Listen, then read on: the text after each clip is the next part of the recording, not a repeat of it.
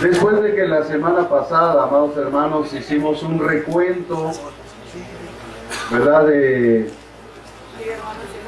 todo lo que llevábamos analizado, estudiado del libro de Apocalipsis en el capítulo 1, bueno, pues se hace necesario que continuemos con el proceso de estudio que llevamos. Así que vamos a abrir nuestra Biblia en Apocalipsis capítulo 1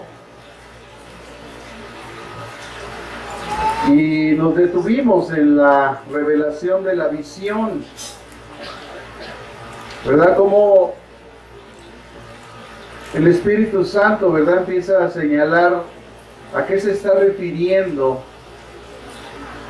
al estar viendo Juan esa tremenda visión que decíamos que fue dada, pues primeramente para fortalecerlo al apóstol después de haber experimentado todas las atrocidades que él como ser humano experimentó, pero también como un mensaje a la iglesia para que la iglesia fuera fortalecida, tuviera esperanza, y en medio de la persecución tan terrible que estaban sufriendo a través de un César romano llamado Domiciano, que había estado persiguiendo tremendamente a la iglesia, pues, y que era contemporáneo de Juan, pues este Juan lo describe de esa forma, ¿verdad?, como el mayor perseguidor de la iglesia de su tiempo.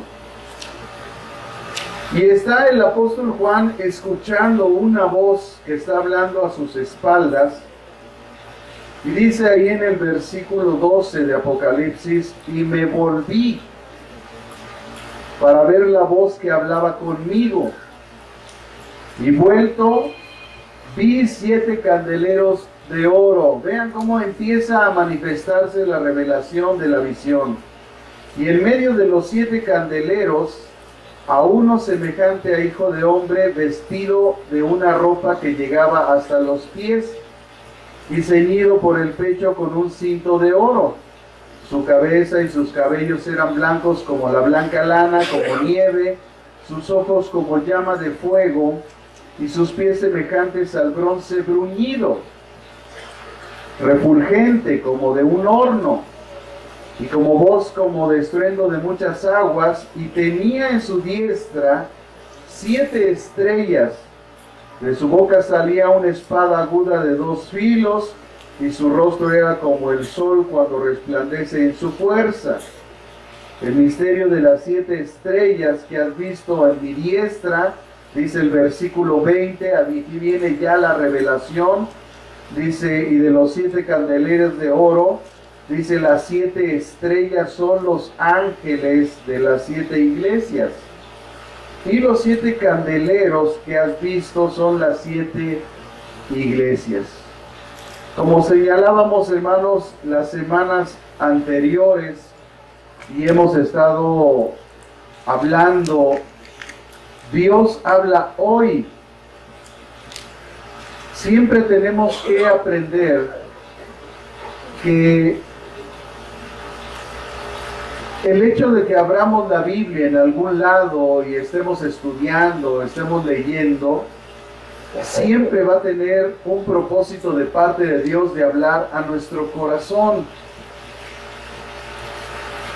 Quiero comenzar, hermanos, esta mañana citando las palabras de un comentarista bíblico antiguo con respecto a este pasaje,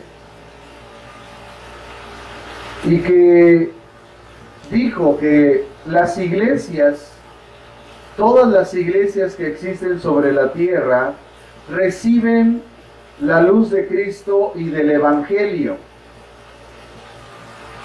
y la muestran a otros. Ellas son los candeleros de oro. Este autor dice: deben ser preciosas y puras, no solo los ministros, sino los miembros de ellas, ¿verdad? Porque la carta está dirigida a el enviado a la iglesia. Dicen los estudiosos de la Escritura que los ángeles no pueden ser literalmente ángeles de Dios, porque lo vamos a analizar cuando estemos estudiando las iglesias, que el Señor llama a arrepentirse a los ángeles. Entonces, un ángel no tiene la capacidad de arrepentimiento. El juicio viene cuando el ángel se equivoca, de ahí que cuando Satanás, ¿verdad?, se equivocó delante de Dios, fue enjuiciado inmediatamente. Así es que sabemos que entonces que Dios se está refiriendo a aquellos que están al frente de todas las iglesias, de cualquier iglesia que sea de Jesucristo. Y dice este autor, el apóstol vio como si el Señor Jesucristo apareciera en medio de los candeleros de oro, porque Él siempre está con sus iglesias hasta el fin del mundo, llenándolas con la luz, con vida y con amor.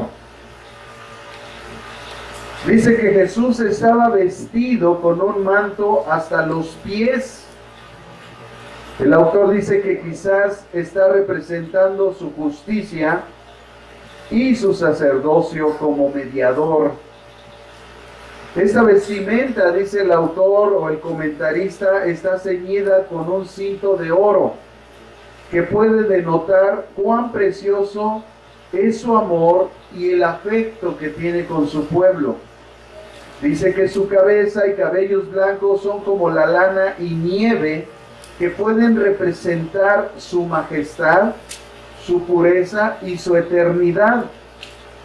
Sus ojos, dice, son como llamas de fuego, pueden representar su conocimiento de los secretos de todos los corazones y de los sucesos más distantes. Sus pies, dice que son como de bronce bruñido que arde en un horno. Y esto puede, dice el comentarista, denotar la firmeza de sus designios y la excelencia de sus procedimientos. Su voz, dice que es como sonido de muchas aguas, lo cual puede representar el poder de su palabra para quitar o para destruir. Las 7 estrellas, dice el autor, eran el símbolo de los ministros de las 7 iglesias a las cuales tenían que escribir el apóstol y a quienes Cristo sostenía y mandaba. La espada representa su justicia y su palabra, que alcanza hasta dividir el alma y el espíritu. Todo esto, ¿verdad? Esa frase nosotros la encontramos en el libro de los Hebreos, en el capítulo 4, versículo 12, y el comentarista toma este pasaje para hacer esta descripción de lo que significa la espada. Dice que su rostro era como el sol, y cuando brilla, clara y fuertemente. Su fuerza, dice, es demasiado brillante y cegadora para que la contemplen los ojos mortales. Así el apóstol estaba sobrecogido con la grandeza ilustre y la gloria con que se le apareció Cristo. Así que estamos viendo una revelación, hermanos, de la persona de Jesucristo glorificado, y la revelación de todo lo que representaba en el libro de Apocalipsis, las diferentes cosas que el apóstol Juan vio.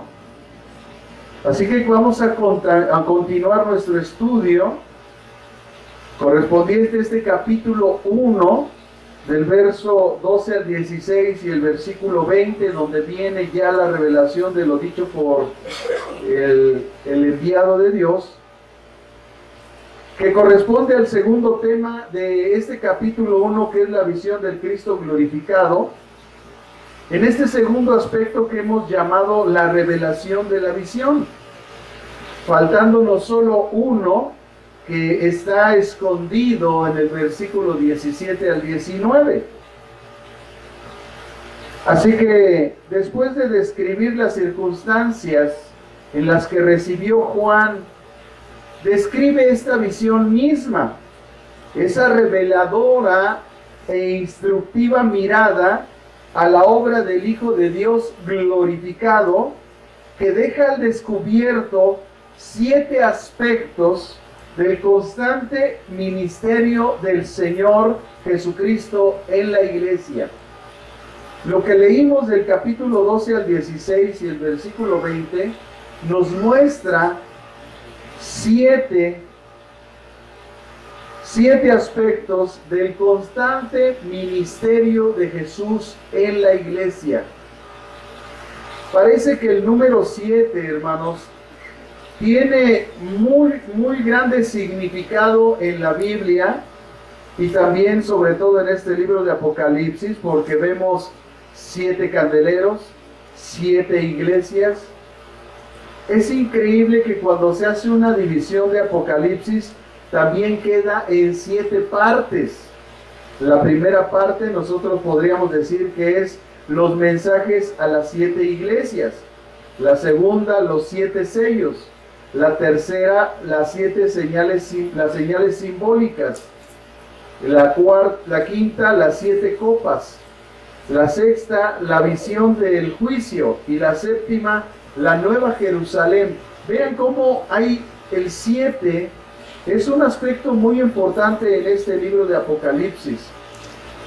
Hay 7 iglesias, hay 7 ángeles, hay 7 sellos, hay 7 copas, hay 7 trompetas. O sea, el 7, que es el número de la perfección de Dios, se manifiesta claramente en este libro de Apocalipsis.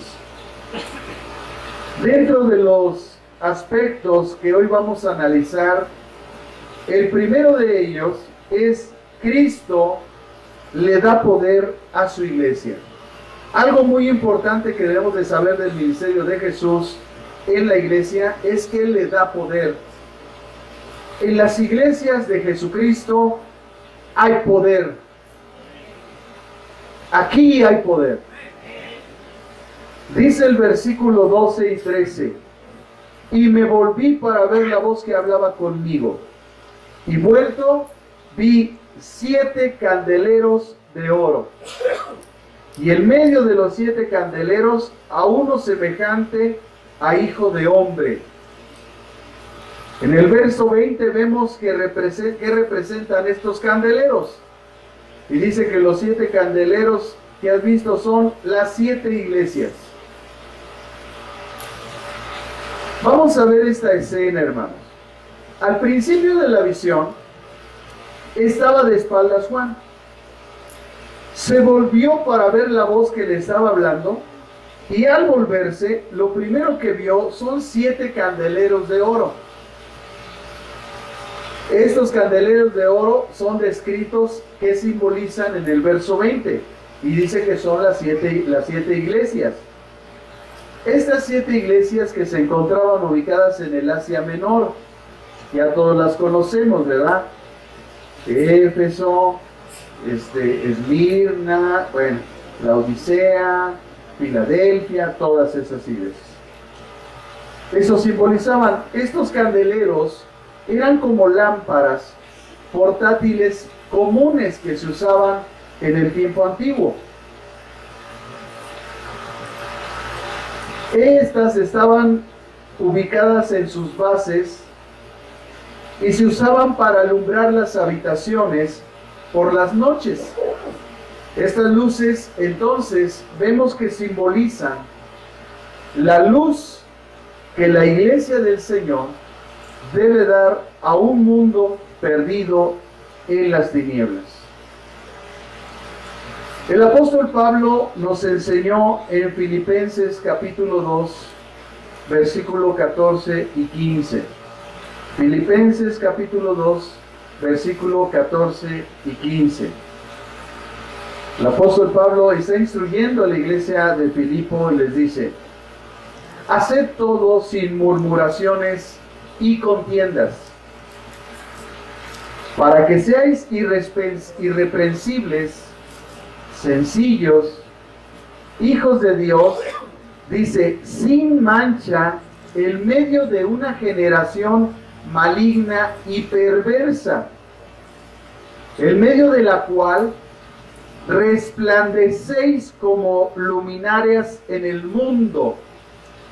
Así que claramente nosotros vemos cómo el apóstol Pablo ya había hecho la referencia de que la iglesia de Jesucristo tiene luz. Uno de los mayores poderes manifiestos de Dios es la luz. Cuando Dios iba a crear todo el universo y todas las cosas, lo primero que Dios dijo es, sea la luz. Y vino un poder de parte de la palabra de Dios que ocasionó todas las cosas, a lo cual hoy se le llama el Big Bang. Imagínense el poder que salió de la palabra de Dios cuando Él dijo, sea la luz, que en ese momento hubo una explosión cósmica impresionante a la orden de Dios para que todo tuviera origen. Es por eso que la teoría del Big Bang no fue diseñada o fue postulada para negar la existencia de Dios, sino todo lo contrario. Esa postulación fue dictada para aseverar la existencia de Dios. Porque aquí el problema no es la explosión, sino lo que la originó, que fue la voz de Dios dando la orden de que se hiciera la luz. Por eso en Apocalipsis los comentaristas bíblicos concuerdan en decir que la luz representa en la iglesia el poder de Dios, un poder que nos ha sido dado a través del Evangelio y la luz de la palabra de Dios. Por eso dice Romanos capítulo 1, versículo 16. No me avergüenzo del Evangelio, porque es poder de Dios para salvación a todo aquel que cree, al judío primeramente y también al griego o al gentil. De tal manera, hermanos, que a través de la Biblia nosotros también podemos descubrir que nuestro Señor Jesucristo dijo y expresó de la misma iglesia en Mateo capítulo 5, verso 14 al 15, que la iglesia era la luz del mundo. Y les dijo, vosotros sois la luz del mundo. Una ciudad asentada sobre un monte no se puede esconder, ni se enciende una luz y se pone debajo de un almud, sino sobre el candelero, y alumbra a todos los que están en casa. Así Dios puso esa imagen para simbolizar el poder o la luz que tiene y que forma parte de la iglesia. Estos candeleros, dice la Escritura, que son de oro, porque el oro es el metal más precioso que existe. Mucha de la economía del mundo está basada en el oro que poseen. La impresión de dólares debe de estar sustentada en el oro que posee la nación de Estados Unidos, aunque ahora Estados Unidos ha puesto la impresión de su moneda en el valor del petróleo. Pero la mayoría de todas las naciones del mundo basan el valor de su moneda en el oro que tienen. Así que el oro representa lo más precioso de esta tierra. La iglesia es para Dios también lo más bello y valioso en la tierra, al grado que nuestro Señor Jesucristo tuvo que morir por todos y cada uno de nosotros. Jesucristo estuvo dispuesto a comprarla con su propia sangre. porque para Dios la iglesia es algo mucho, muy valioso. El 7, como dijimos, es el número de la perfección de Dios. Y el candelabro que Dios le mandó construir a Moisés tenía también 7 lámparas. Ahí en el libro de Éxodo, en el capítulo 25, versículo 31 al 35, Dios le da una ordenanza a Moisés y le manda construir esa lámpara y le dice en el versículo 31 de Éxodo, capítulo 25, harás además un candelero de oro puro, labrado a martillo, se hará el candelero, su pie, su caña, sus copas, sus manzanas y sus flores serán de lo mismo. Es decir, aquí el Señor le da una ordenanza de que este candelero tenía que tener estas figuras, unas manzanas y unas flores como adorno del candelero.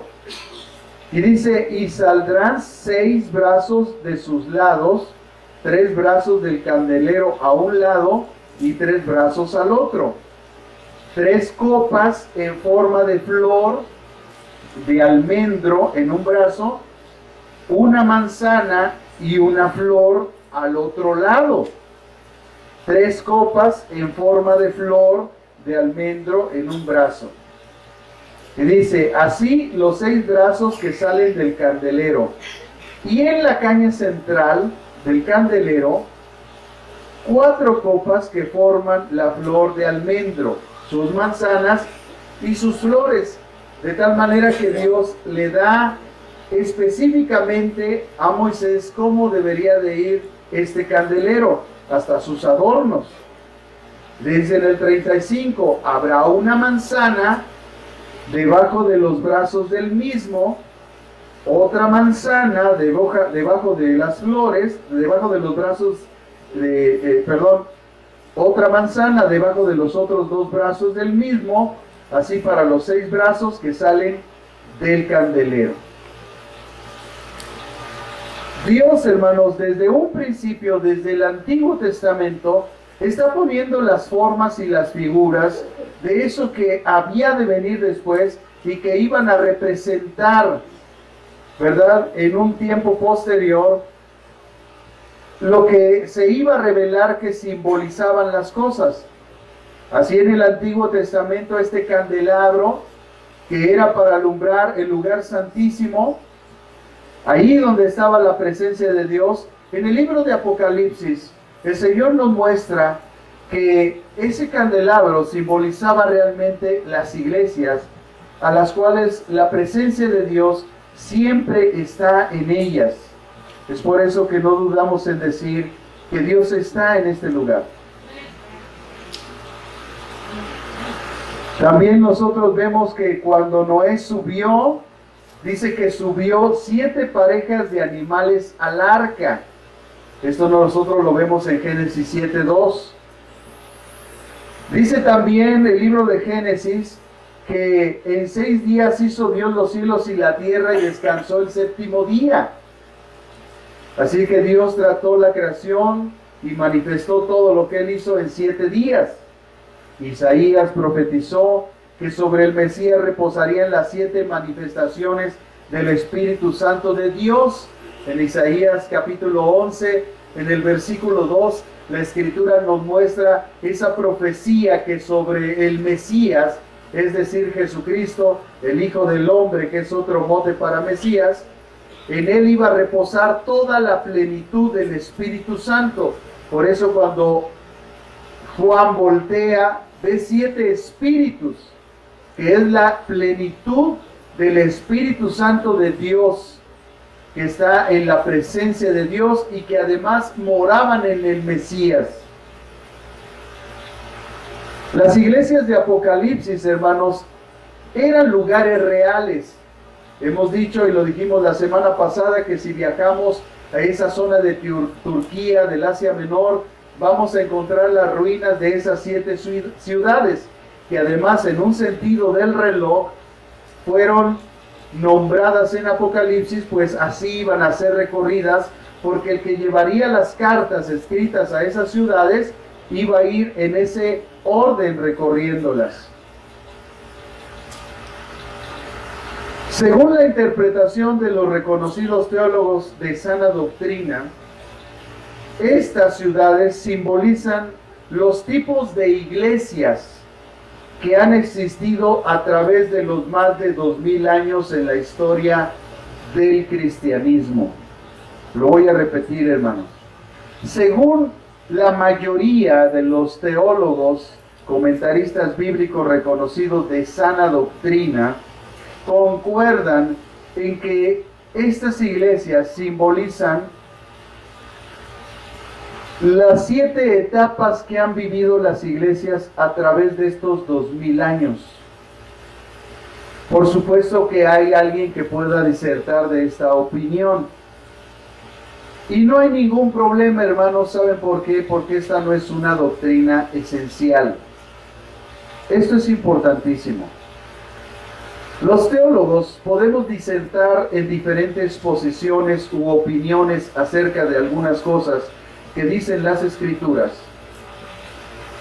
porque son cosas que todavía no han sucedido y no nos han sido reveladas en su plenitud. Así que lo que hacemos todos es especular en ciertas cosas y podemos disertar en eso, pero no por eso somos herejes o estamos en contra, o no deberíamos estar en contra el uno del otro, porque son cosas que solamente Dios conoce y hay cosas que Dios solamente tiene bajo su propia potestad. Así es que podemos recibir la crítica de alguna persona que no esté de acuerdo en algunas cosas, porque no es una doctrina esencial. Si fuera una doctrina esencial, entonces ahí sí se estarían hablando herejías. Así es que en este caso puede haber gente que diga, no, eso no es así. Bueno, ese es tu punto de vista, este es mi punto de vista, y es respetable para los dos. Pero no entremos en el juego de declarar que una persona es hereje por no estar de acuerdo con otro en algo que es una doctrina no esencial. Yo no puedo tachar de hereje a unos hermanos porque usan falda larga o se ponen velo, porque esa doctrina no es esencial.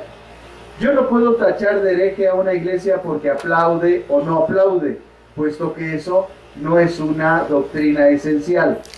Yo no puedo tachar a una iglesia de ser o no ser bíblica porque tiene banderas o tiene panderos o tiene algunas formas, porque esas no son doctrinas esenciales. Hay doctrinas esenciales y hay doctrinas generales, hermanos. Cuando la gente no entiende esto, bueno, pues cae en el error y cae en la injuria de tachar a otros de no ser bíblicos, de no ser gente que está siguiendo las Escrituras. Y hermanos, eso es lo que Dios va a buscar un día sobre la gente.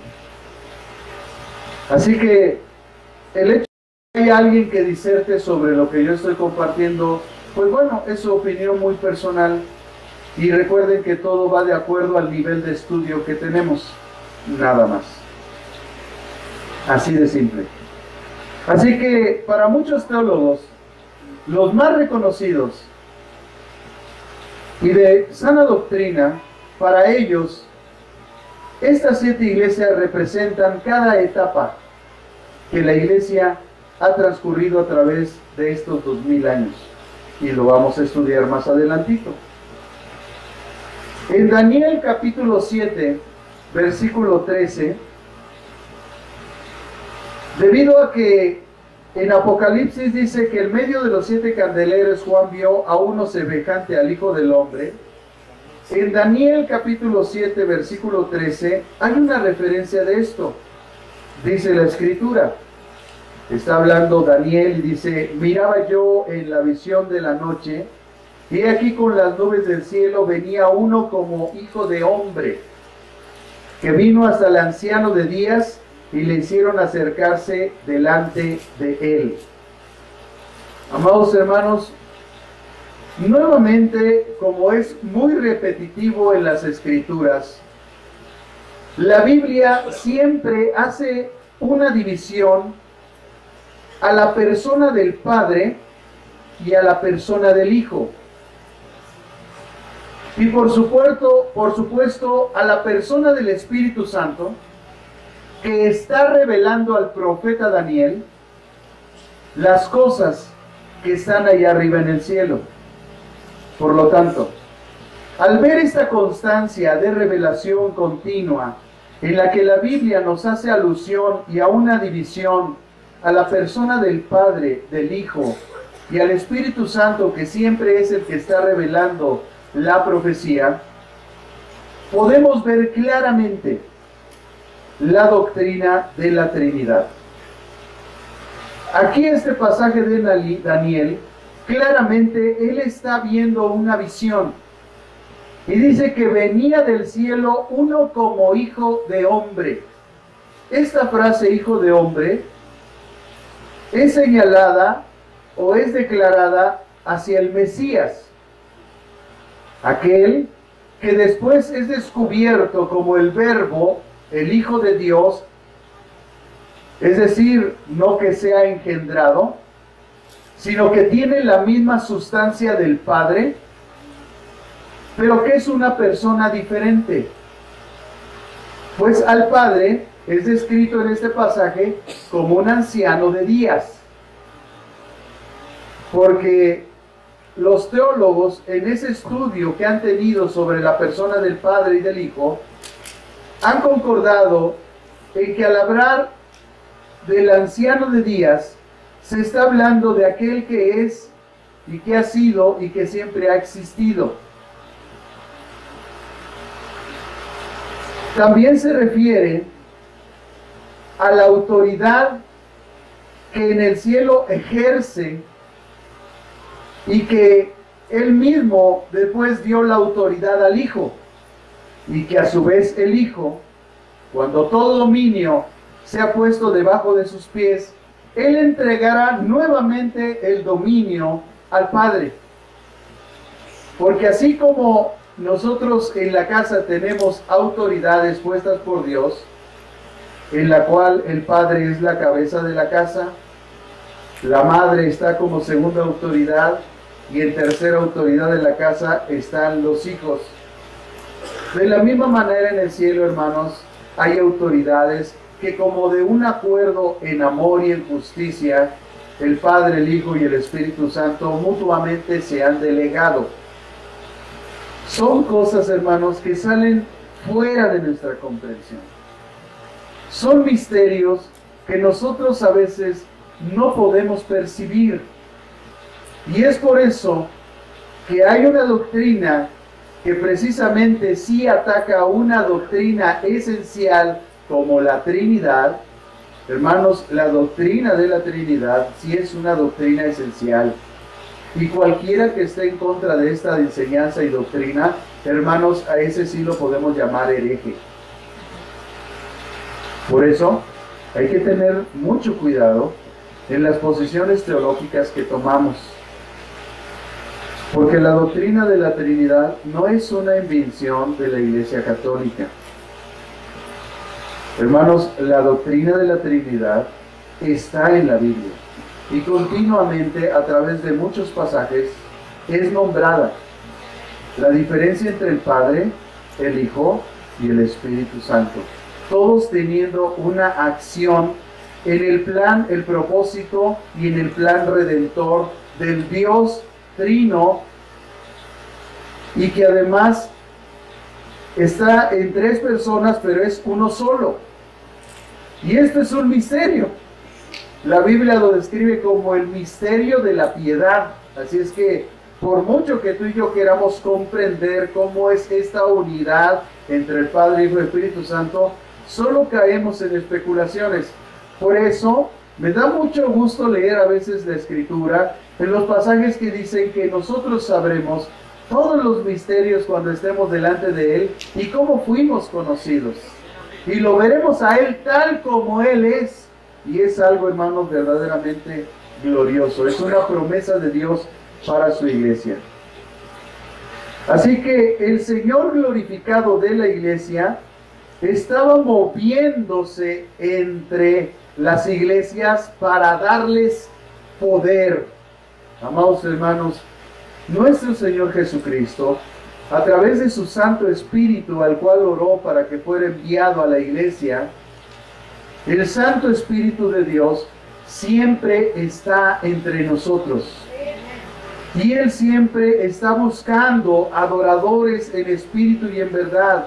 Él siempre está dándonos poder para vencer toda circunstancia de nuestra vida, para fortalecer nuestro espíritu, para prevalecer ante cualquier batalla, para que cuando lleguemos al cielo seamos hombres y mujeres perfectamente victoriosos.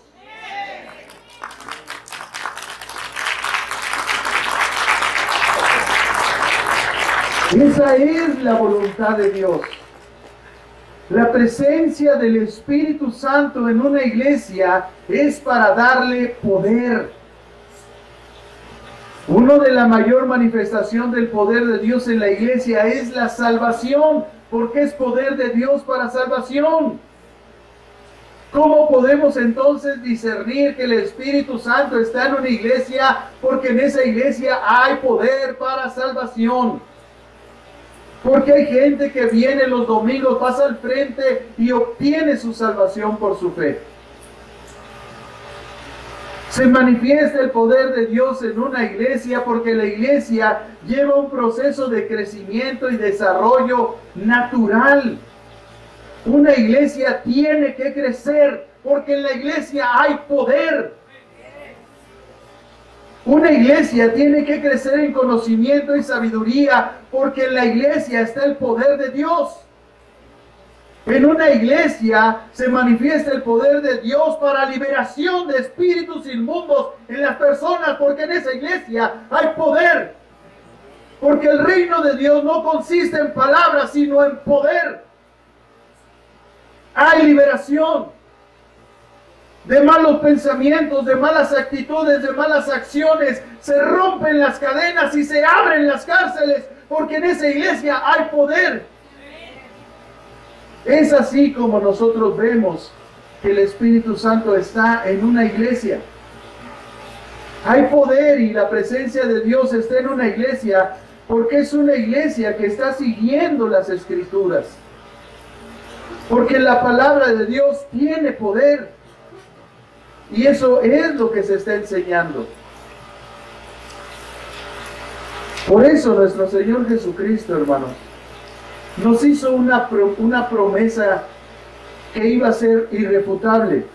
Y en Mateo capítulo 28, versículo 20, Él no tuvo ningún temor de decir estas palabras que aseverarían el poder de Dios en la iglesia, diciendo en la segunda parte del capítulo, del versículo 20, y he aquí yo estoy con vosotros todos los días hasta el fin del mundo. Amén. Por eso nosotros no dudamos en decir que Dios está en este lugar, que aquí hay poder y que Él tiene el poder para librarnos de toda circunstancia y de toda prueba que está en nuestra vida. Lo que hace que el poder se desate sobre nosotros es una sola cosa, se llama fe. Que yo confíe que Dios puede hacer lo que yo no puedo hacer. Cuando una persona me dice, pastor, es que yo no sé qué hacer en esta situación. Pastor, es que yo no sé hacer con esta debilidad que tengo. Pastor, es que en mi casa están pasando estas cosas, yo no sé qué hacer. La única respuesta es que confíes en Dios. Que tengas fe, porque al que cree, todo le es posible.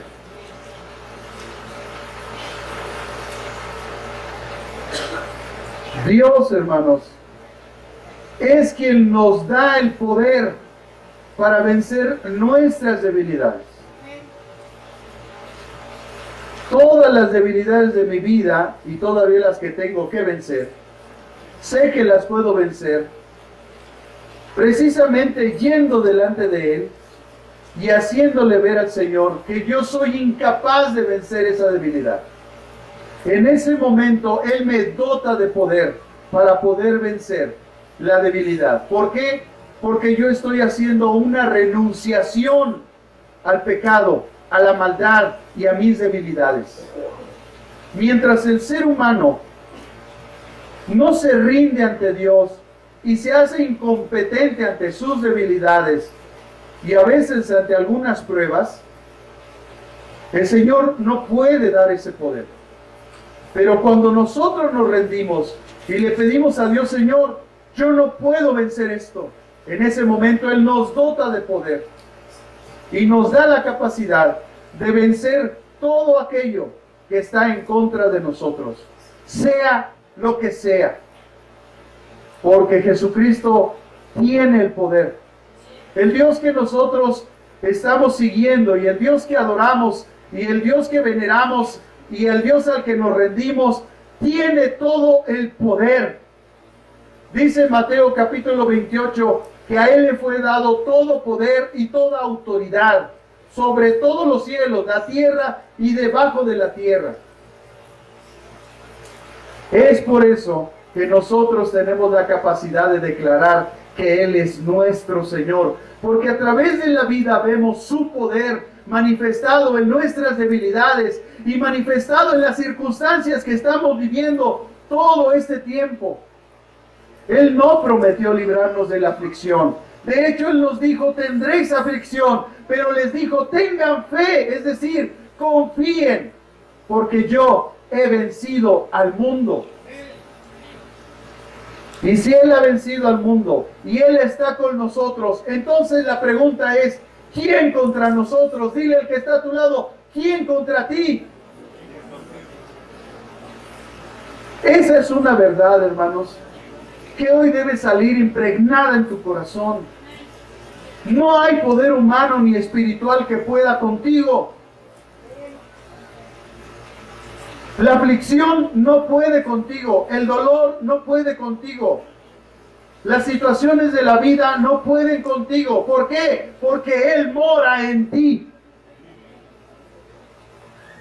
Lo único que ha faltado para que se manifieste ese poder en tu vida es que tú creas en Él, creas que Él mora en ti, que Él está esperando que tú le hables al Padre para que el Padre dé la voz, para que ese poder se manifieste en tu vida y puedas vencer todas las circunstancias que estás atravesando. Miren, los judíos tienen una enseñanza particular de ellos. Ellos dicen, y lo estaba escuchando apenas de un judío que está en la guerra con los de Hamás, y dice que todo judío, todo hombre, dicen ellos, que cree en el Dios vivo y verdadero, tiene un ángel a su lado. Ese ángel que está a su lado, según la creencia de ellos dicen que en el momento que el judío va a oración delante del Eterno, porque ellos así lo llaman, cuando él va a la presencia del Eterno, Dios, el Eterno, da la orden al ángel para que envíe la provisión, la protección y todo lo que esa persona necesite.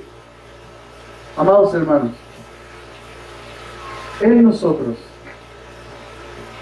está la plenitud del poder de Dios, el Espíritu Santo.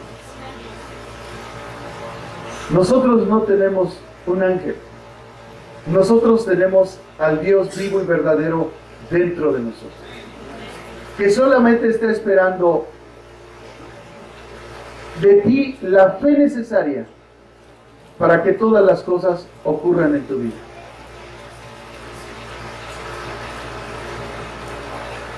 El Cristo vivo mora en su iglesia para guiarla y para darle poder. De tal manera que los creyentes, tanto personal como colectivamente, tienen el inestable privilegio de obtener de ese poder mediante una constante comunión, porque esa es la clave, que vivamos en comunión con Dios. Lo único que mantiene la comunión de nosotros con Dios es vivir una vida espiritual, hermanos. La vida espiritual está basada en vivir una vida constante de estar estudiando las Escrituras y de estar al mismo tiempo en oración. ¿Por qué? Porque nuestra oración es lo que nosotros le decimos a Dios. Pero cuando nosotros estudiamos las Escrituras, es Él contestando a lo que nosotros le estamos hablando. Sin eso no sería comunicación. Muchos de nosotros separamos la oración de la lectura de la palabra. Entonces no estoy llevando a cabo la comunicación, porque la comunicación es de dos, no de uno. Si tú solamente oras, la comunicación está truncada. Tú tienes que orar y tienes que venir a las Escrituras para que la comunicación se dé. Tú hablaste al Padre, le dijiste todas tus necesidades, tus situaciones, tus circunstancias, vienes a las Escrituras y entonces Él contesta. Él guía. Él te empieza a llevar a los pasajes que van a dar respuesta a lo que tú le estás pidiendo. Es por eso que venimos y les decimos, Dios me habló. ¿Por qué? Porque estuve en una comunión con Él. Estuve orando, estuve leyendo. Como consecuencia, Él me habló. Él abre nuestro entendimiento y nos deja ver la respuesta a lo que nosotros le estamos pidiendo. No es algo místico. No es que yo estaba así, ojos cerrados y oí una voz, pórtate bien, Felipe. No. Hermanos, eso es misticismo. ¿Cómo es posible, hermanos, que los cristianos no sepamos eso? Eso es lo que hacen los brujos, los hechiceros. Nosotros, hermanos, no usamos ni debemos de usar del misticismo. Dios es real. Y Él nos habla de acuerdo a nuestro crecimiento y desarrollo espiritual y al desarrollo de nuestra comunión con Él. Porque nada más hay que venir a orar. Los invitamos los viernes a orar porque estamos llevando un tiempo de oración y de alabanza precioso, hermano, a Dios. Salimos fortalecidos todos los viernes. Y solamente hay que escuchar al lado lo que ora y te vas a dar cuenta de la clase de comunión que tiene con Dios. A los 5 minutos o 2 o 3 minutos ya se le acabaron las palabras. ¿Por qué? Pues porque no tiene mucha comunión con Dios. Pero cuando nosotros hemos ejercitado la comunión con Dios, hermanos, hasta tiempo nos falta para decirle todo lo que está en nuestro corazón. Es un tiempo de privilegio con Dios. La oración, grábeselo en su corazón, es un tiempo de privilegio con Dios. Oye, hermano, cuando tú vas a ver un presidente municipal, primero lo consultan si te puede recibir. Y después de que llegas con él, te dice, tienes 5 minutos. Hermanos, con Dios nosotros podemos entrar confiadamente al trono de la gracia. Y el tiempo nosotros lo determinamos con Él. Porque a Él le encanta oírnos. El problema es que nosotros no queremos estar con Él. Pero a Él le encanta oírnos. Sabe nuestras debilidades. Y mientras nosotros balbuceamos en oración y a veces hasta oramos con egoísmo, el Espíritu Santo cambia nuestra oración y la sube a Dios con gemidos indecibles. Y es acepta nuestra oración delante de Dios. Llega un momento de nuestra vida espiritual que el Espíritu Santo nos empieza a guiar en la oración. Es decir, cuando yo me presento delante de Dios, yo no llevo ideas preconcebidas de lo que voy a orar. Yo solamente le digo, Señor, aquí estoy, y dejo que el Espíritu Santo guíe mi oración y me haga pedir cosas que valen y fortalecen y hacen crecer y avanzar al reino de Dios. no a mis deseos personales. ¿Cómo vemos esto? Cuando nosotros vemos a una persona orar, y cuando estás orando ya sin egoísmo, y estás orando también bajo los principios del reino de Dios, el Señor te lleva a orar por tu país, te lleva a orar por tus autoridades, te lleva a orar por el arrepentimiento de las personas, porque eso es lo que realmente trasciende en el reino de Dios. Pero mientras tú eres bebé y eres niño espiritual, pues como un niño se la pasa pidiendo, y cada que va con el padre, papá me das, papá me sirves, mamá me sirves, mamá me das, mamá me haces. Pero cuando nosotros maduramos en la oración, cuando nosotros hemos crecido y madurado en nuestra relación con Dios, nuestra oración cambia. Investigue las oraciones que hacían los apóstoles. Y cuando usted estudia la oración que hacen los apóstoles, escuchen, ellos nunca pidieron nada para ellos mismos. Ellos pedían para el reino, que es la iglesia, y decían: he orado por ustedes para que sean fortalecidos en todo conocimiento y en toda sabiduría de la revelación de Dios en ustedes. Ahora escuche la oración de su vecino y va a escuchar: Señor, ayúdame para pagar el Coppel. Señor, ayúdame a pagar mi deuda. Y usted se va a dar cuenta que no tiene nada que ver las oraciones que hacían los discípulos de Jesús a las que usted y yo a veces hacemos, porque no hemos madurado en la oración.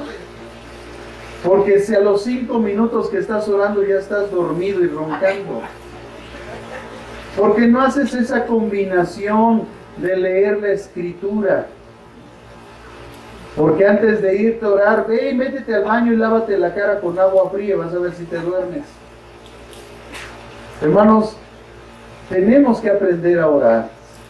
Hace algún tiempo esa iglesia, el Señor nos llevó a tener muchísimo tiempo de oración. Dios nos ha llevado, me ha asombrado en los procesos que nos ha llevado. Al principio la iglesia la llevó durante mucho tiempo a ayunos.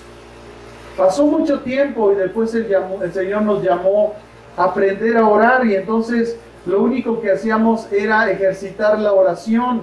No estábamos haciendo guerra espiritual, ni nada de eso. Solamente les dije: hermanos, tenemos que aprender a orar como iglesia.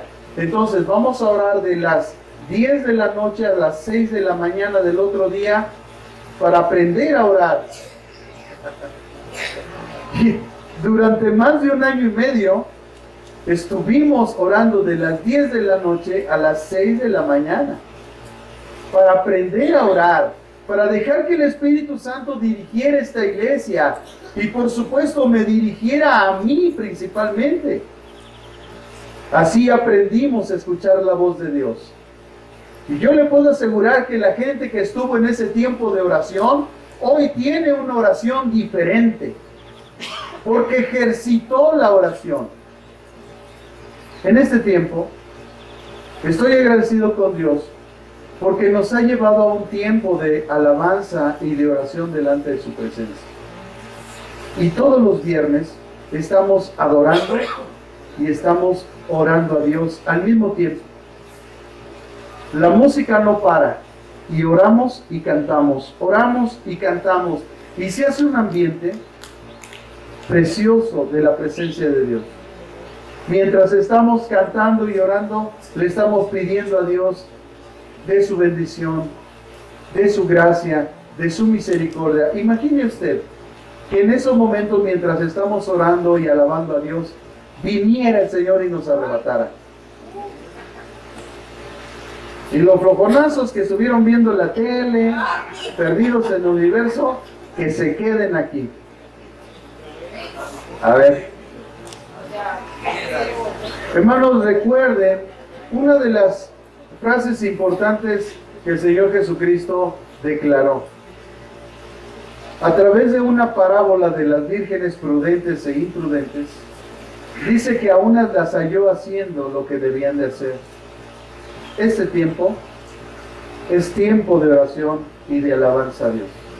De oración porque tenemos que recibir de Él la iluminación de los tiempos, de lo que está pasando, cómo nos debemos de preparar, y la adoración por causa de lo que Dios está revelando a nuestro corazón. Así es una iglesia avisada por Dios. Así que la presencia de Dios, hermanos, de nuestro Señor Jesucristo, está siempre en la iglesia. Mucha gente a veces es insensible porque lo único que nos separa de Él es el pecado.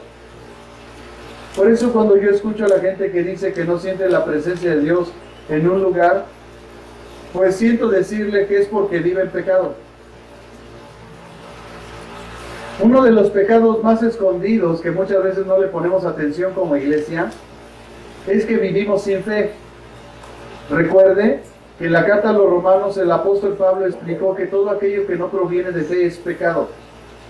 Cuando tú estás dudando de Dios, cuando tú estás poniendo en tela de juicio lo que Dios ha dicho, estás en pecado. Eso te separa de Dios. Entonces tú vienes a la iglesia y no sientes la presencia de Dios porque estás en pecado. Eso sin dejar de ver los pecados más vistos, cuando tú vives en orgullo, en soberbia, en altivez, cuando vives en egoísmo, cuando en ti hay raíces de amargura, cuando en ti hay falta de perdón. Por supuesto, no vas a sentir la presencia de Dios, porque ¿quién habitará en su santo monte? ¿Quién estará en su tabernáculo? El limpio de manos, el que no estuvo en usuras. Entonces, amados hermanos,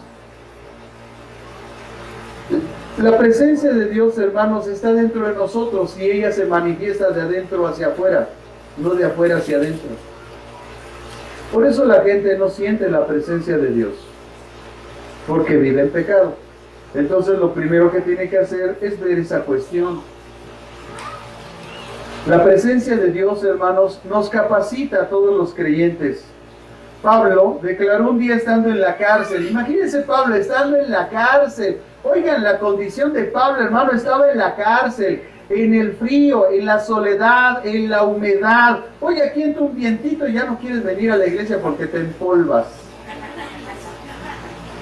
Ay, a ver, aquí vas a acabar el pastor porque ya está haciendo frío, dice. Y los más religiosos están viendo el reloj. No, ya son 30 minutos. No, ya vámonos. Y se paran, ¿verdad? Así delante de la presencia de Dios, porque Él está aquí. Él está pesando los corazones y se van. Haciendo un acto de irreverencia, de blasfemia, porque la irreverencia se le llama blasfemia delante de Dios. Y se van de la iglesia. ¿Por qué? Porque están acostumbrados a comer chocolates. Hermanos, cómase un chocolate y usted cuente el tiempo que se tarda en comerse un chocolate. 3 segundos se lo echó para adentro. Pero sírvale usted un plato de verduras y va a ver cuánto tiempo tarda el chamaco en comérselo. Bueno, la palabra de Dios no es un chocolate, es verdura, es alimento sólido, es alimento nutritivo para nuestra alma. Pero hay mucha gente irreverente en muchas iglesias que no les han enseñado lo que es la irreverencia delante de Dios. No saben aprovechar la presencia de Dios. No saben en qué momento el Espíritu Santo va a traer algo a tu corazón, a tu mente. Y lo vas a escribir y vas a decir, wow, esto es para mí. Porque esto no lo está hablando el pastor, esto es para mí, vino a mi mente, es para mí. Esto Dios lo está hablando a mi mente, a mi corazón, es para mí. Pero como la gente religiosa, nada más se sienta y ya se acabó su tiempo. Y ya va. Ay, hermanos, cuando yo empecé esta iglesia, el culto duraba 4 horas. 1 hora de alabanza y 3 de prédica. Y la gente no se iba. ¿Y sabe qué es lo peor? Que eran niños. Eran 10 niños. Y no se iban del culto. Estaban atentos a su pastor, a todo lo que él les aconsejaba y les decía a través de la palabra de Dios. En la iglesia en este tiempo, hermano, ha entrado en un marasmo religioso tremendo, ¿eh? Pero está profetizado, porque dice la Biblia que no van a soportar las sanas palabras de Dios. Y como no la soportan, se acaba su tiempo y se van. No han entendido lo que es el día del Señor. No han entendido la importancia que tiene para Dios que nosotros le dediquemos un tiempo. No han entendido. Ni el diezmo, hermanos, del tiempo le dan a Dios. Si usted le diera el diezmo de su tiempo a Dios, usted estaría dispuesto a estar aquí 2 horas 40 minutos, mínimo. No, hay gente media hora,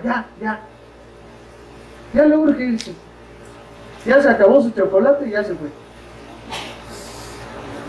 Por eso dice la Biblia que la gente se va a golpar en las iglesias donde se predican puras fábulas, puras historias. Escuchen los predicadores de este tiempo, los más famosillos, los más carismáticos.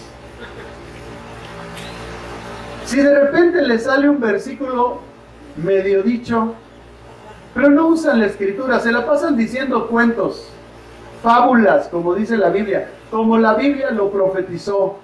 Y esas iglesias están llenas, bueno, hasta estadios llenan, porque está llena esa iglesia de fábulas, no de la palabra de Dios. Hermanos, lo que realmente te hace crecer es la palabra de Dios, no las fábulas, no los mensajes, hermanos, psicológicos que te hacen que digas, tú puedes, tú eres, tú. No, hermano.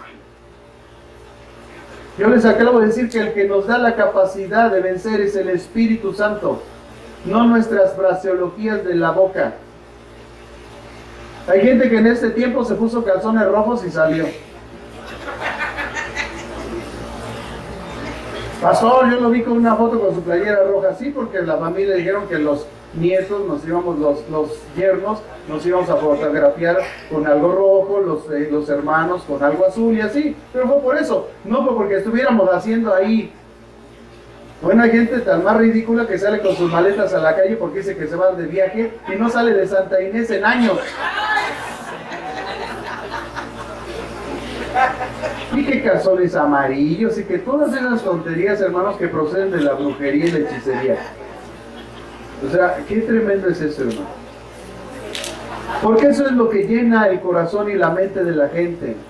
Son promesas falsas. Yo creo que todos venimos del mundo en algún momento de nuestra vida. Y creo que alguna vez hicimos esas tonterías. Yo le pregunto, después de que hizo esa tontería, ¿usted salió de viaje? No. No, hermano, porque el único que determina si usted sale de viaje a Acapulco o a viaje eterno es Cristo.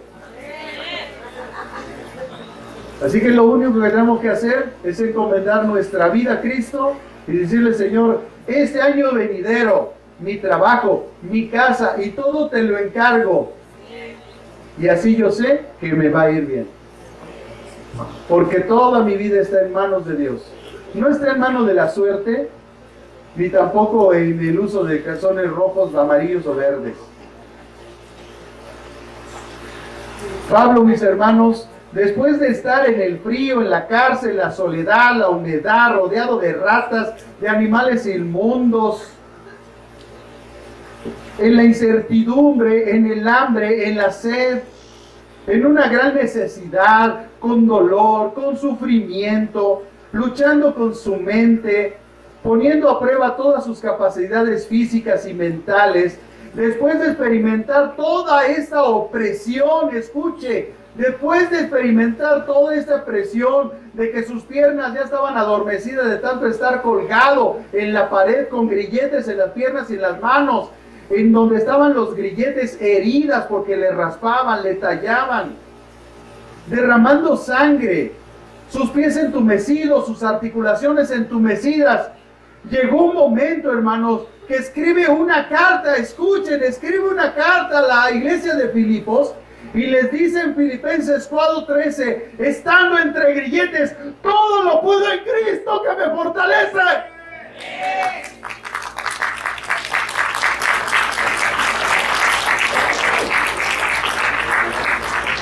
Hermanos, tienes una deuda de Coppel, ya no sabes qué hacer.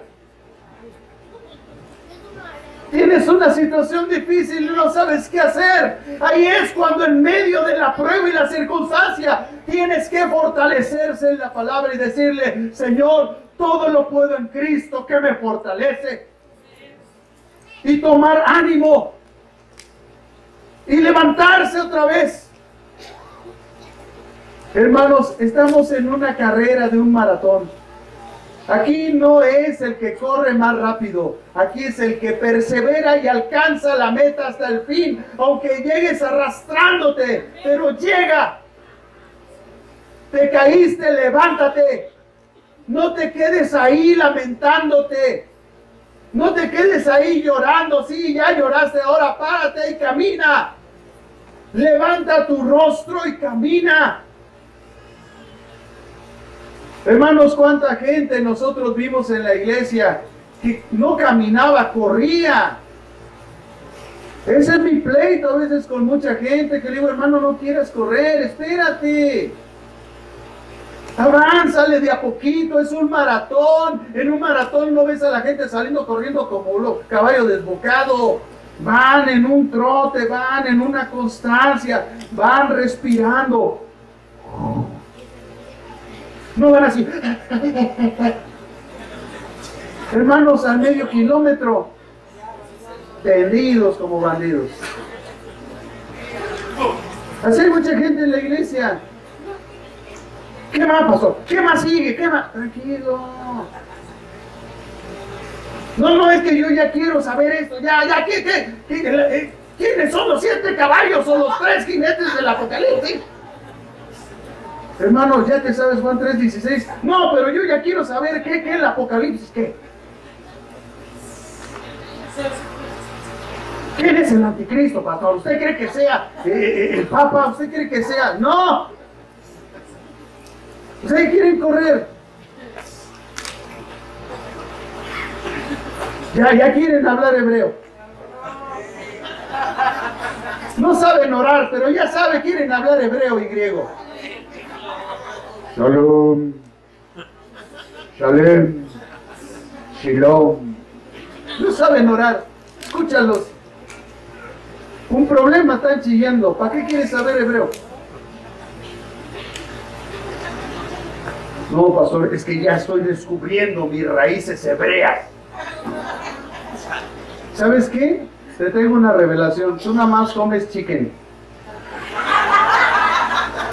Si no te has dado cuenta, tú nada más comes chicken. Pero hay gente, hermano. Ya conoces la Biblia, su estructura, ya sabes para qué es. No, pero ya quieren saber el Apocalipsis. Le traigo a mi sobrinita aquí enfrente, hermanos. Aquí está. Y se la puedo pasar aquí enfrente de mi sobrinita. Y les dice todos los libros del Antiguo Testamento. Tiene 3 años, hermano. Ahorita veníamos en la camioneta y venía Génesis, Éxodo, Levítico, Números, Deuteronomio, José, Jueces, Ruth. Ahí se fue.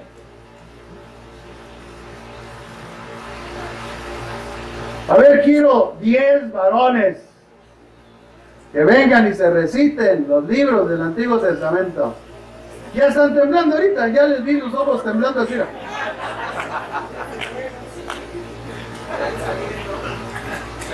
No, pero ya disertan. No, pastor, es que el griego y el hebreo.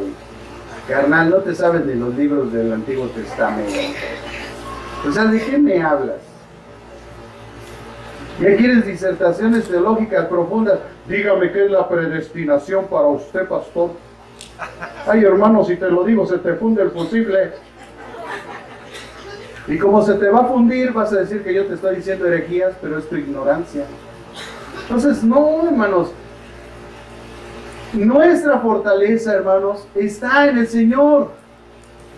Lo que nos da la fuerza y el poder es la palabra de Dios.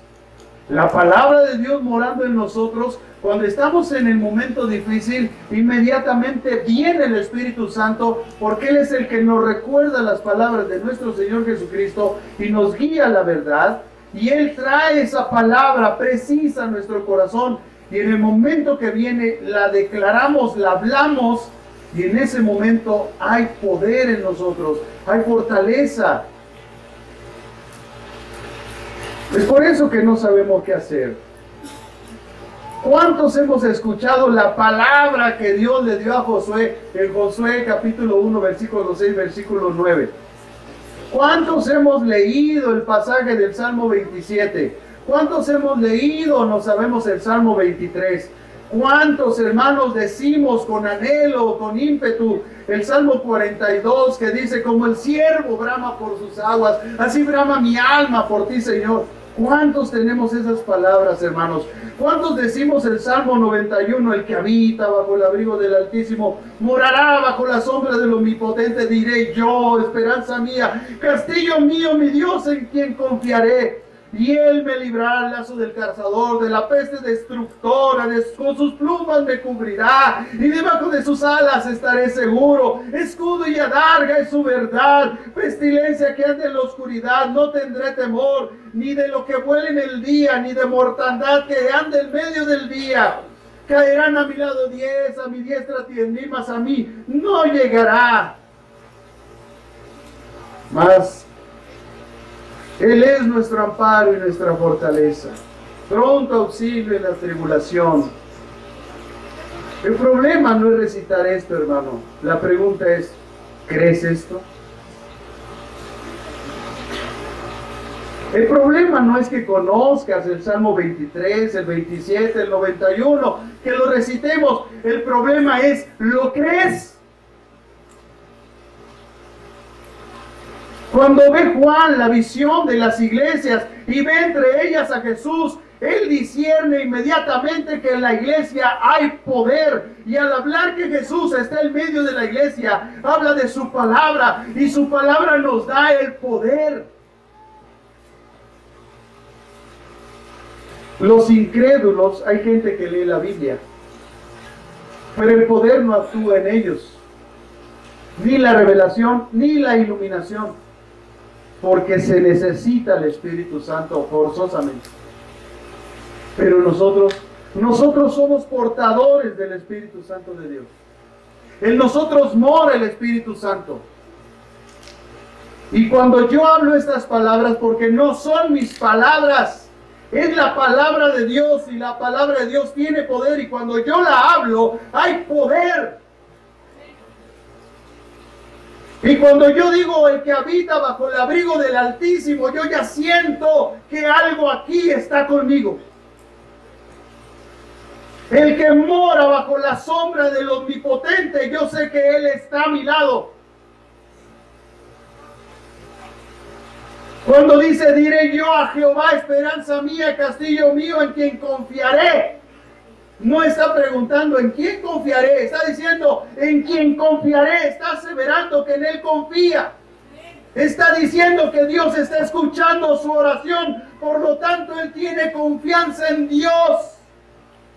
Porque lo único que necesitamos es que Dios escuche nuestra oración y Él va a poner confianza.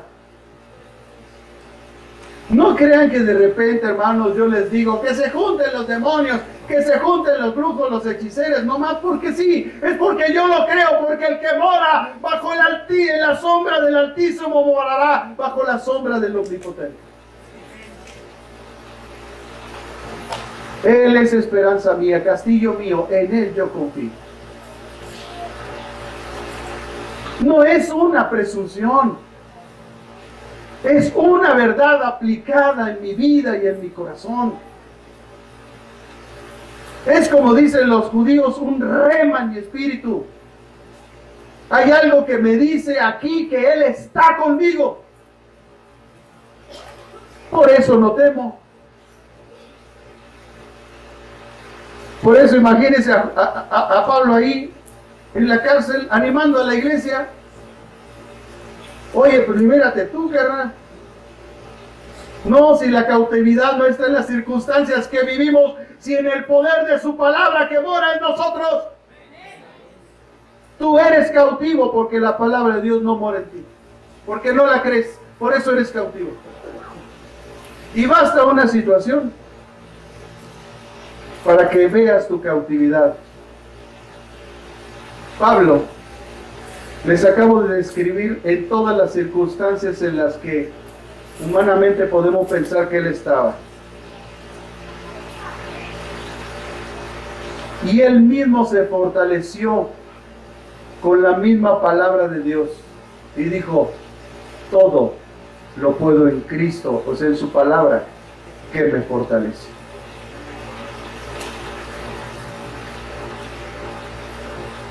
Hermanos, ¿cuántos quieren un año de victoria?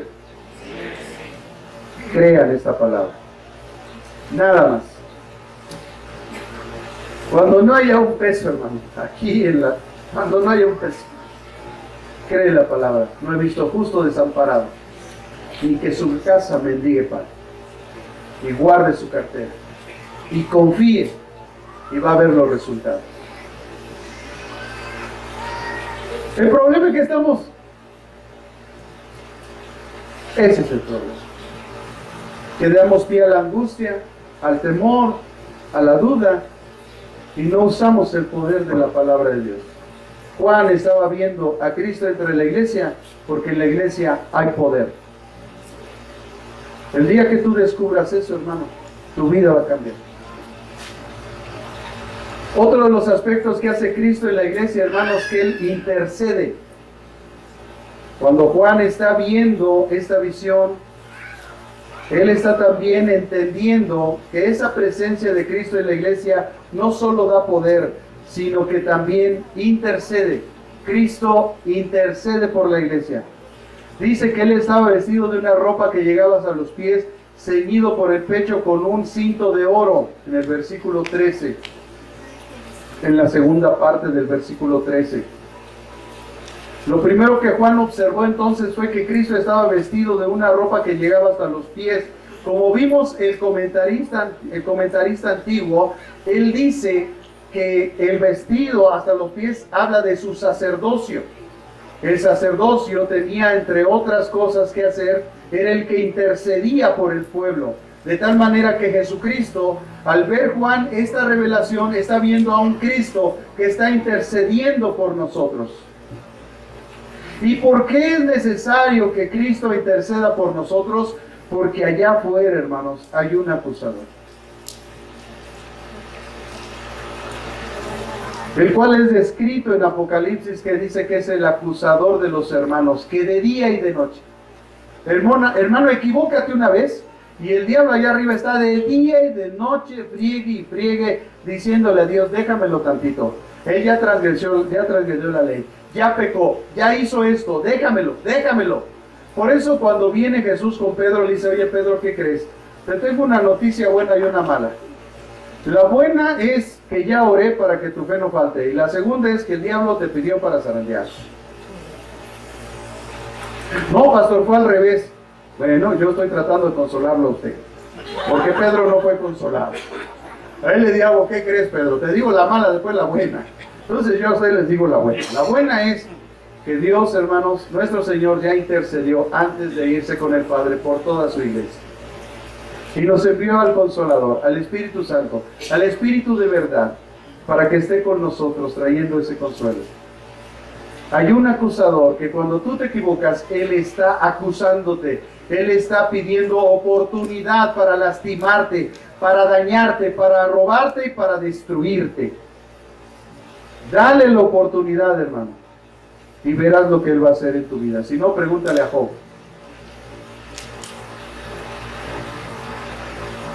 Él estaba vestido de una ropa que llegaba hasta los pies. También Isaías 6:1, el profeta Isaías en el capítulo 6, versículo 1, también él vio esta imagen. Dice el profeta Isaías, ahí en Isaías capítulo 6, versículo 1. En el año que murió el rey Usías, vi yo al Señor sentado sobre el trono alto y sublime, y sus faldas llenaban el templo. Tal ropa entonces, hermanos, nosotros cuando investigamos nos damos cuenta que esa ropa que llegaba hasta abajo se usaba en la realeza. Los reyes de Madián, ahí en Jueces 8:26, Jonatán en Primera de Samuel 18:4, Saúl en Primera de Samuel 24:4, Acab y Josafat en Primera de Reyes capítulo 22 versículo 10, en Esther 5:1, y los profetas en Primera de Samuel capítulo 28 versículo 14.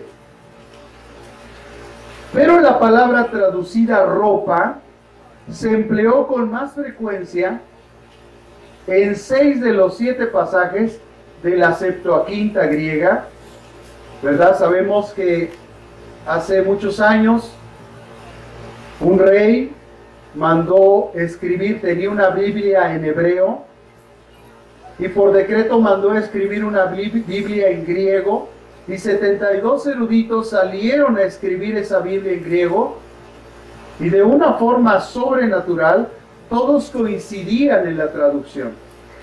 A esta traducción, revisada después, se le dio el nombre de la Septuaginta griega, que fue la Biblia que citó el Señor Jesús en todo su caminar en la tierra. Él hizo alusión a la versión griega de la Septuaginta. En la Septuaginta, esta palabra es dada para describir la ropa usada por el sumo sacerdote. Así que en la visión de Apocalipsis, sin duda, Juan en esa visión estaba discerniendo que Jesús andaba entre los candelabros, lo cual da la imagen del poder de Dios en su iglesia, pero también al ver la ropa, él se da cuenta de uno de los más grandes ministerios que Jesús tiene en el cielo, que es el ser nuestro sacerdote. Por eso el apóstol Juan le dice a la iglesia en el capítulo 2, hijitos míos, esto escribo para que no pequéis. Mas si alguno pecare, abogado tenemos para con el Padre, a Jesucristo el justo, quien ha sido la propiciación por todos nuestros pecados. Esta acción de abogacía o de intercesión es la que Juan vio a través de la ropa de Jesús, el cual se paseaba entre los candelabros. Dice que él tenía ceñido por el pecho un cinto de oro. Esto también respalda la interpretación, ya que el sumo sacerdote en el Antiguo Testamento también usaba ese cinto. En Éxodo capítulo 28, versículo 4, Éxodo 28:4 dice la Escritura. Éxodo 28:4. Dice la Biblia: las vestiduras que harán son estas: el pectoral, el efod, el manto y la túnica bordada, y la mitra y el cinturón. Hagan pues las vestiduras sagradas para Aarón su hermano, Aarón era el sacerdote, y para sus hijos, que también fungían como sacerdotes, para que sean mis sacerdotes.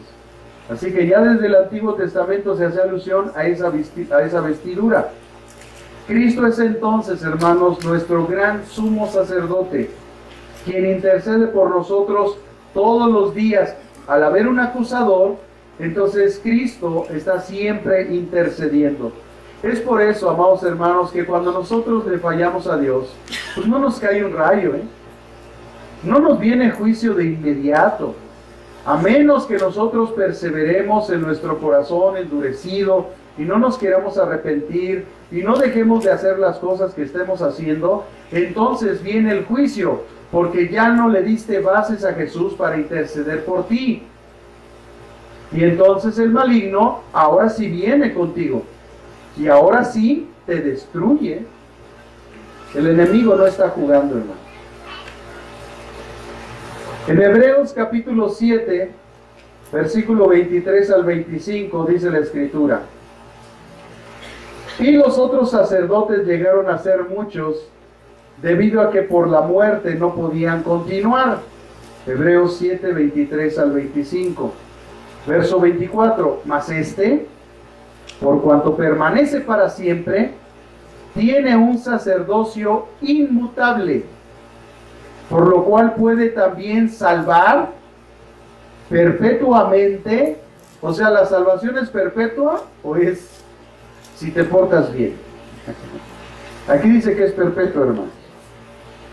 Puede salvar perpetuamente a los que por él se acercan a Dios, viviendo siempre. O sea, que aquellos que Dios ha salvado, dice que él vive siempre para interceder por ellos.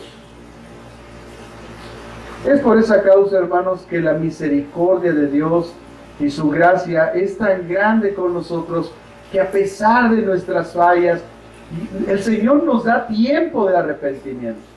De otra manera, hermanos, no, pues recibiríamos el juicio. Oye, si el enemigo nada más está esperando que le digan vas, y vas a ver cómo destruye tu familia, cómo destruye tu economía, cómo te corren del trabajo, cómo te hace trizas. Gente ha terminado ahorcándose por eso, porque no ha entendido el poder de la palabra de Dios y no ha entendido estos principios. Si bien Dios sabe que no somos perfectos y Dios sabe que nos equivocamos, amados hermanos, no es la misma actitud que a veces tenemos ante el pecado cada uno de nosotros. ¿Quién no le falla a Dios? ¿Quién está viviendo en perfección en ese tiempo? Nadie. No hay ni un justo, ni aún uno. No hay quien busque a Dios. No hay quien se acerque a Él. Todos nos hemos desviado. Pero la actitud que cada uno tenemos contra el pecado es diferente. Porque hay gente que sí quiere dejar el pecado y hay gente que no quiere dejar el pecado. Esa actitud va a hacer que un día el Señor se tenga que hacer a un lado, porque interceder, la palabra interceder significa ponerse en medio de. Dios está acá, el acusador está acá y Jesús está en medio diciendo, tranquilo, no lo toques.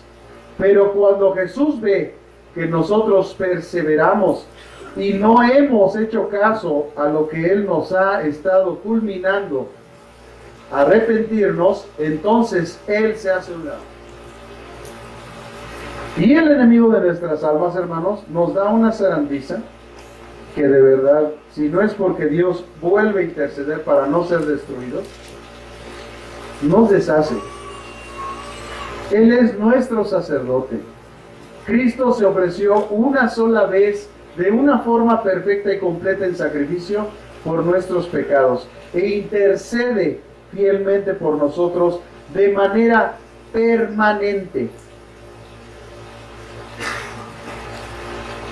Entonces todos fallamos, todos de alguna forma. Dice la Escritura que sabiendo hacer lo bueno y no hacerlo ya es pecado. Pero ¿cuál es tu actitud ante eso? Yo no quiero pecar, yo no quiero fallar. Esa es mi actitud. Pero hay gente que sí quiere hacerlo y lo sigue haciendo, a pesar de que se le culmina y se le dice, ya no lo hagas, ya no lo hagas. Entonces le vamos a dar pie al enemigo y, hermanos, él no está jugando.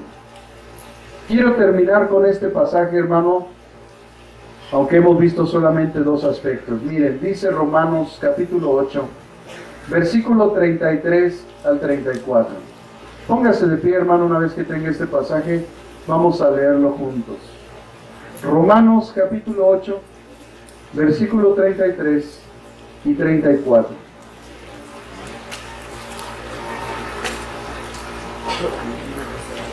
Sabemos, amados hermanos, si recordamos la división de la carta a los romanos, la división teológica que podemos hacer,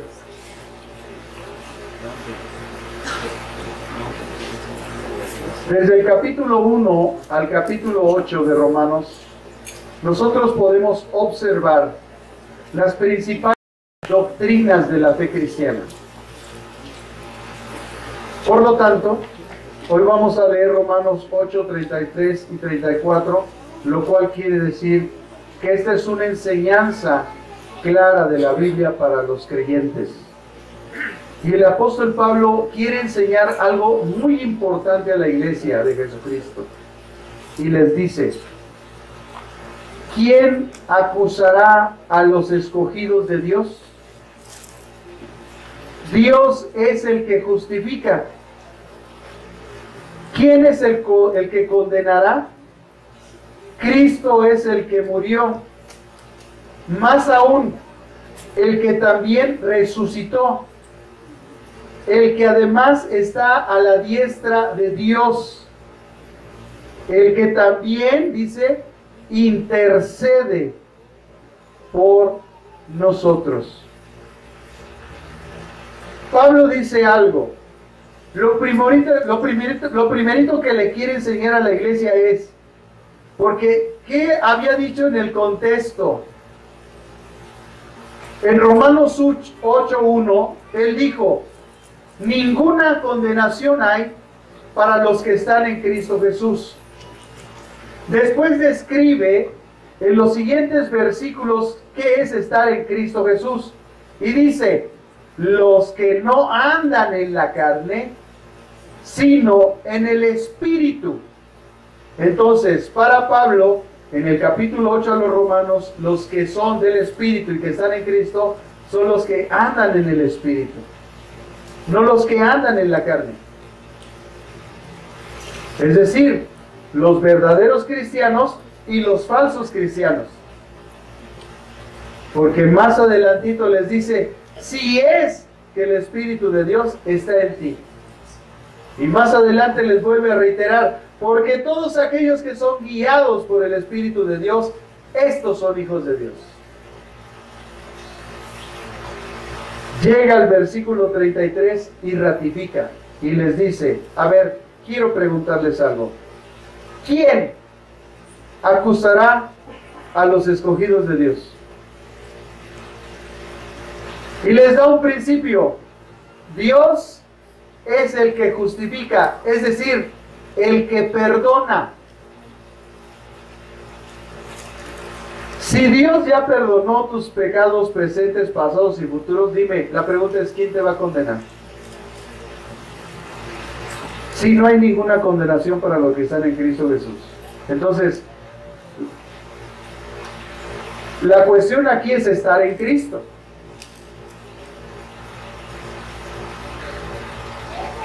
Dice: Dios es el que justifica. ¿Quién es el que condenará? Dice: Cristo es el que murió. Es más aún, el que también resucitó. Cuando dice Cristo es el que murió, está hablando de una doctrina que se llama la doctrina de la expiación. Es decir, bueno, de dos doctrinas: la expiación y la redención. Cristo murió, es decir, dio el pago por nuestros pecados y nos redimió, nos compró. Entonces, si tú fuiste redimido, fuiste expiado y fuiste redimido y comprado, entonces la pregunta es, dice Pablo, ¿quién te va a condenar? Pues además, Él resucitó. Y aquí está hablando, hermanos, de otra doctrina fundamental. Que si nosotros morimos, no iremos a condenación, sino a una resurrección de vida para estar con Él eternamente. Y dice después, además, Él está a la diestra de Dios. O sea, ese abogado, ese sacerdote está al lado de Dios. O sea, si querías una palanca en el cielo, nada más aprende eso. Dios, Jesucristo, que es tu abogado y tú es tu sacerdote y es el que da el poder a la iglesia, está al lado de Dios a favor tuyo. Y dice, Él que también intercede, dice, se pone en medio ¿de quién? De cualquier acusador. Es por eso, amados hermanos, que yo exhorto hoy a la iglesia, porque estamos empezando un nuevo año y queremos victoria. No juzgues a nadie. No te atrevas a juzgar a alguien. ¿Quieres vivir en victoria? No juzgues. No señales a nadie. Si ves a un hermano que cae, ayúdalo a levantarse. Sí puedes venir a decirme. Lo primero que yo voy a hacer es orar por él. Lo segundo es que voy a esperar que él se acerque a mí. Porque, hermanos, el médico no va a ver al paciente. El paciente va a ver al médico. Cuando Jesús estuvo en la tierra, los enfermos iban a buscar al médico. Él partió con el Señor y dejó diáconos y dejó obispos en la iglesia para que a través de ellos pudiéramos recibir consejo, dirección, sabiduría. La Biblia en el libro de los profetas dice: yo os daré pastores que os pastorearán con sabiduría, con inteligencia, con conocimiento. Para eso Dios nos puso, para pastorearlos. ¿Sabe cómo yo sé que soy pastor de alguien? Porque viene a buscarme. Porque me dice: pastor, ya oré, ya hice esto, ya hice aquello. Aconséjeme qué debo de hacer. Hermanos, no somos autosuficientes. Yo tengo un pastor. Y cuando sale de mis capacidades humanas de resolver algo, corro hacia él. Y le digo: pastor, no lo sé todo. Muestro mi humildad ante mi pastor y su autoridad que está ante mí. Y le digo: pastor, aconséjeme. Yo pienso esto, pero usted que tiene más experiencia y me aventaja, pastor, dígame, ¿estoy correcto? O usted dígame. Entonces él viene y me dice: mira, yo te recomiendo que hagas esto y esto. Después de eso ora por mí, si es necesario la oración por nosotros. Y entonces yo salgo convencido de lo que voy a hacer es correcto.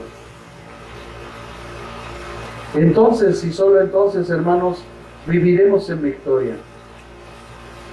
Pero también usted haga lo suyo,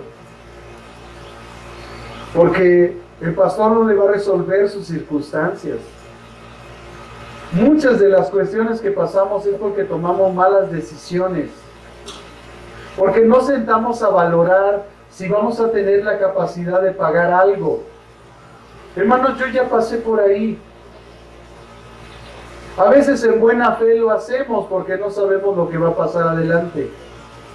En una ocasión saqué un coche de agencia y yo me senté y se cuenta con mi esposa y le dije: nos ayudamos mutuamente. Ella todavía trabajaba y nos repartimos las responsabilidades y íbamos bien.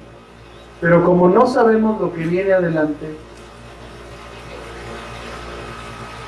y ahí reconozco que yo cometí un error porque no consulté a Dios, aunque confiaba yo en Él, pero no lo consulté, porque el único que puede ver el futuro es Él, y el único que me puede decir: sí, puedes entrarle, porque yo ya vi que sí lo vas a poder hacer y no va a venir ninguna circunstancia. Yo no lo hice, pero yo confiaba en Él, entonces yo lo hice, pero no lo consulté. Error. Entonces al año mi esposa se enfermó, dejó de trabajar y yo me vi con toda la deuda, al grado que tuve que entregar el vehículo. Y pues ni modo, perdí todo lo que había invertido. Pero llegó una paz a mi corazón y se quitó la deuda. Entonces no había falta de fe en mí, pero faltó algo muy importante: consultar a Dios, porque Él ve el futuro. Pero ¿qué pasa con aquellos que se meten en una deuda y ni siquiera consultan a Dios y ni siquiera tienen fe en Dios? Nada más lo hacen porque les parece bien, porque parece ser una buena oferta. Porque dicen: ¿cuánto puede ser 100 pesos al mes? O 200 pesos al mes. Pero resulta que no se sentaron a valorar y a ver si ese dinero es seguro o no es seguro. Yo sabía que era seguro por cuanto era un sueldo que recibíamos tanto mi esposa y yo. Aquí qué voy con esto, hermanos? Que nunca se nos debe de olvidar de consultar a Dios cuando vamos a tomar una decisión, sobre todo aquellas que sabemos que más adelante nos van a retribuir circunstancias. Que puede haber una ocasión de un problema, que nos veamos sin trabajo o algo y entonces no podamos terminar con la circunstancia. Consultemos a Dios. Hoy hemos aprendido que Dios está en medio de nosotros, que Él da poder a la iglesia, que Él intercede por nosotros. Pero también tenemos que aprender que la iglesia tiene una gran responsabilidad, que es alumbrar a este mundo. Que nuestra luz alumbre este mundo. Y la única forma de que nuestra luz alumbre este mundo es, hermanos, nuestro testimonio. Es nuestra vida. A esa luz se refiere Cristo. A que nuestra vida refleje, alumbre. Porque este mundo está lleno de maldad. Eso es oscuridad. Y nosotros alumbramos cuando hacemos lo correcto delante de Dios.